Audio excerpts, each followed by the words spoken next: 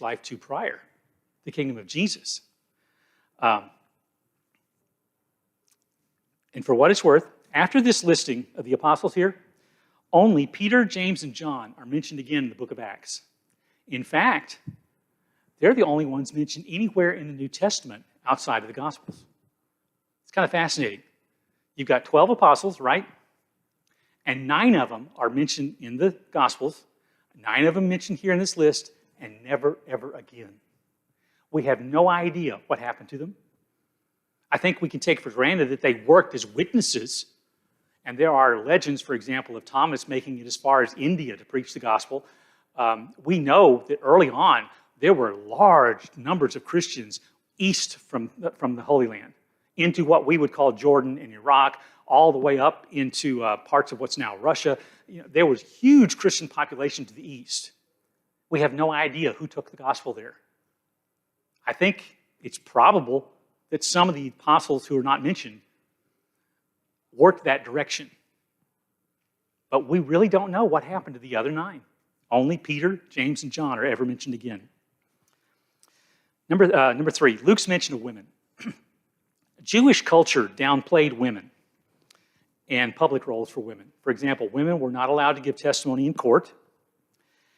They could not initiate a divorce. They could be divorced, but they couldn't start the divorce. They were freed from most religious obligations. There were 3 major festivals a year that Jewish men were expected to assemble at the temple in Jerusalem. The women were not required to come, which says something about Hannah and Mary, for example, who seemed to go out of their way to be at the temple for the festivals. That shows the measure of their dedication. They weren't required to be there. Their husbands were, they weren't. And yet Luke is constantly mentioning the women who were around the ministry of Jesus. You find that in Luke chapter 8 and verse 20 and chapter 24.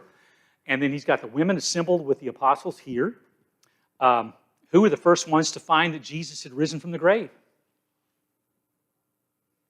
Women.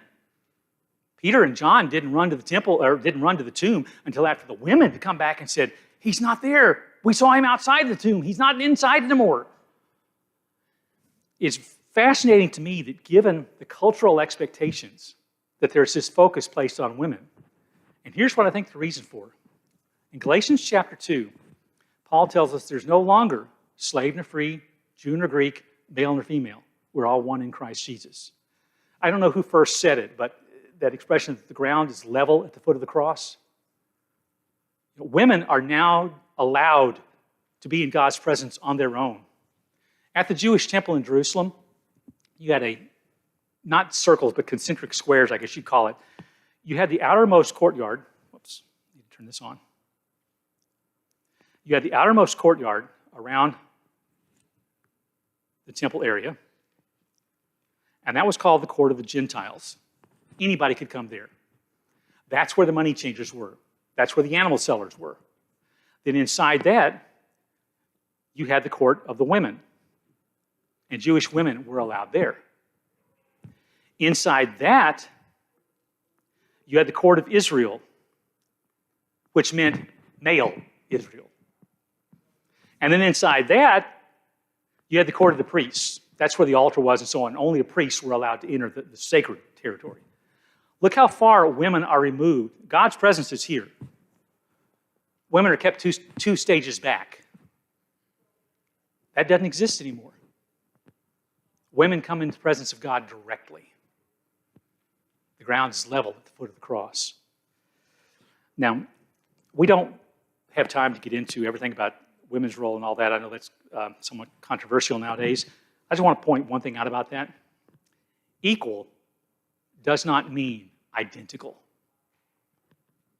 Equal does not mean identical.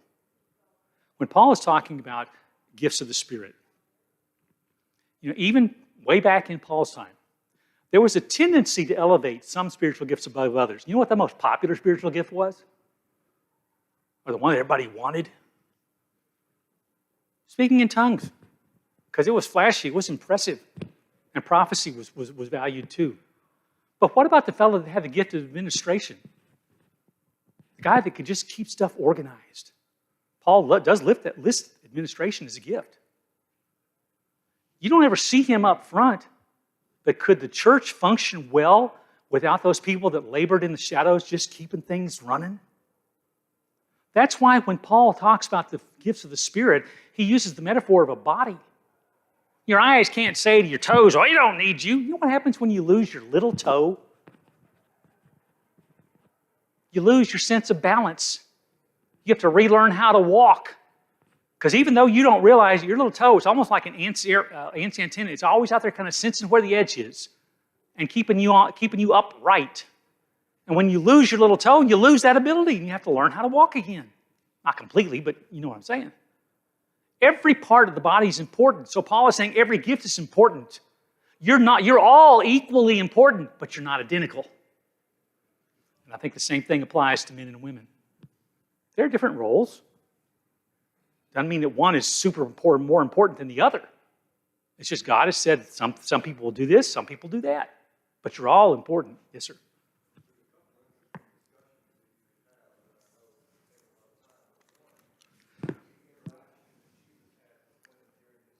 Mm-hmm.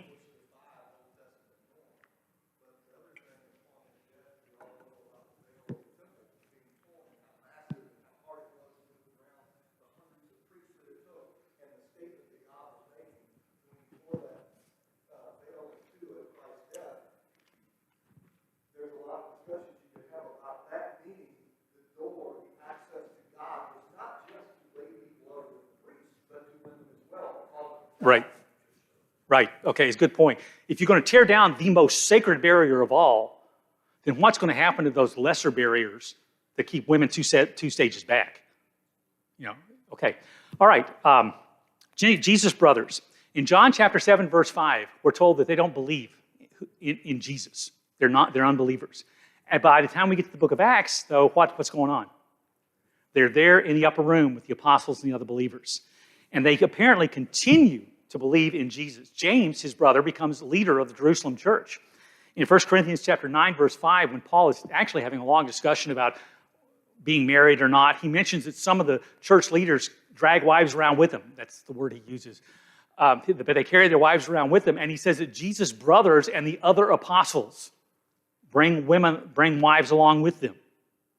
So it's funny that his brothers went from he's out of his mind. It's either Matthew or Mark that talks about them coming to lay hands on him once because they thought he was out of his mind. John chapter 7 says they're unbelievers, but then you get to Acts and the rest of the New Testament, they're believers. And James and Jude go on to write books that we have in the New Testament. Matthias being chosen to replace Judas. Other than the time spent in prayer, this is the only episode during that week of waiting that Luke specifically mentions. So he must have seen it. It's important. And it appears it was important to keep the apostles at 12 for symbolic reasons. Look at Luke chapter 22 and verse 30. Luke chapter 22, verse 30. Start in verse 29. I confer on you a kingdom, just as my Father conferred one on me, so that you may eat and drink at my table in my kingdom and sit on thrones, judging the 12 tribes of Israel. Now, Israel was complete only when there were 12 tribes, right? 12 tribes means a leader for each of those 12, so that's why you need 12 apostles. The kingdom of God is going to be a reconstitution of Israel, and having 12 apostles who can sit on 12 thrones, judging the 12 tribes, it keeps the idea, the symbolic idea of the restoration of the kingdom. It keeps all that together. All right, more about that in a moment. This isn't anything from the Bible, but just we're going to talk about Joseph Barsabbas here in a minute. So just a quick note on how names work. In Hebrew, if somebody's name was Ben something, it meant son of. In Genesis chapter 35, verse 18, Rachel dies giving birth to Benjamin. In her death, she names him Ben-Oni, which means son of my sorrow.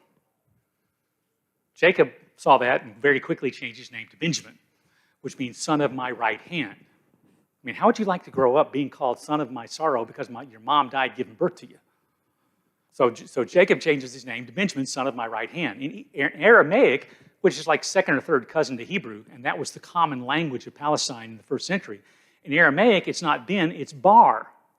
So when we get to Joseph bar Sabbas, it means he's son of Sabbas. Anyone guess what Sabbas refers to? Sabbath. Son of the Sabbath. Joseph, son of the Sabbath. One of two things. Either born on the Sabbath day or more likely dedicated to the Sabbath day. He was called Bar Sabbas because everybody that knew him knew how faithful and pious and loyal to God he was. And for what it's worth, in modern day, Arabic kind of continues the tradition. If somebody's name is bin something, it means son of. If you've seen an Arabic name that's something, Ibn also means son of. But you've all heard of Osama bin Laden, right? Well, that literally means Osama, the son of Laden. He's got a brother named Laden bin Laden. Daddy, he's instead of Laden II, it's Laden bin Laden, Laden the son of Laden. So just for what that's worth. Now, when they get together, the assembly is actually a little bit bigger than verses 1, 13, 14 seem to indicate. Luke tells us there were actually 120 people, or about 120 people gathered together. And this is significant. By Jewish law, if you wanted to establish a new community with its own council, guess how many men had to be present? 120. So that's part of why I think Luke notes that there's 120 gathered here. There were potentially, as I've mentioned, potentially over 500 witnesses to the resurrection that could have been gathered. But there's at least 120 gathered in this upper room. So they need to replace Judas. Note the qualifications of an apostle. Peter says, we got to pick somebody to replace Judas, but here's what he's got to do.